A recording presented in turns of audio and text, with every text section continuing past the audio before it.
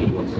হাদিস শরীফের বিভিন্ন ভাষা থেকে বোঝা যায় কবর আমাদেরকে ডেকে ডেকে বলে আমি কিন্তু একাকী ঘর, আমি কিন্তু একাকী ঘর, সঙ্গী নিয়ে আসো। একাকী ঘর আমি, সঙ্গী নিয়ে আসো। আমার পরিবার আছে, পরিবারে অনেক সদস্য রয়েছে। আমার পরিবার আছে, পরিবারে স্ত্রী সন্তান সন্ততি পিতা মাতা সকলে রয়েছে।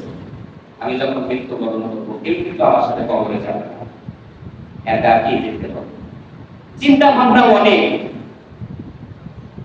চিন্তা ভাবনা অনেক পৃথিবীর বুকে বেঁচে থাকবে, কিন্তু কবরে আমি কিভাবে থাকবো সে বিষয়টা একটু চিন্তা করো।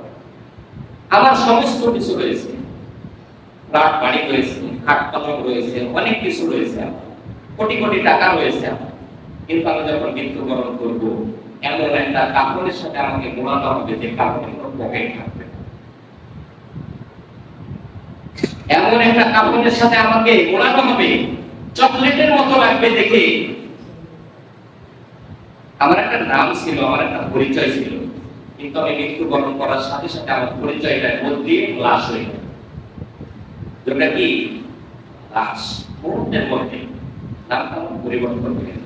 চিন্তাটা করা দরকার, আমাকে চিন্তাটা এরকম ভাবে করা দরকার যে আমার খাট পালন সমস্ত কিছু রয়েছে, কিন্তু আজকে যদি আমি মৃত্যুবরণ করি কোনো এক জঙ্গলের মধ্যে গিয়ে, কোনো এক বন বাগানের মধ্যে গিয়ে, কোনো এক বানসারের মধ্যে গিয়ে, বা কোনো এক ফাঁকাতে গিয়ে আমাকে একাকে 3.5 হাত কবরের মধ্যে রেখে চলে আসবে, যেখানে কারোর সাথে কোনো কি কথাবার্তা বলা যাবে না, যেখানে কোনো নড়াচড়া করা যাবে না, এমন একটা জায়গাতে আমার পরিবারের সদস্যরা আমাকে রেখে চলে আসবে।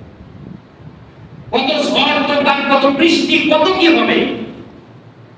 একটু বৃষ্টি থেকে বাঁচার জন্য আমরা রাস্তায় যখন বেরোই, বৃষ্টি থেকে বাঁচার জন্য হয় কোনো একটা জায়গা খুঁজে যেখানে বৃষ্টি পড়ছে না, অথবা ছাতা ব্যবহার করি একটু বৃষ্টি থেকে বাঁচার জন্য। কিন্তু আমাকে যেখানে কবরে রেখে আসা হবে, ঘন্টার পর ঘন্টা আমার বুকের উপরে বৃষ্টির পানিগুলো পড়তে থাকবে। আমাকে চিন্তা করা দরকার যে আমাকে একাকে সেখানে রেখে চলে আসবে, আমি আত্মনাদ করে কারো কাছ থেকে কোনো রকম সাহায্য পাবো না। এরকম পরিকল্পনা আমাদের নেওয়া দরকার, এরকম চিন্তা ভাবনা আমাকে নেওয়া দরকার। আমি যখন গতকাল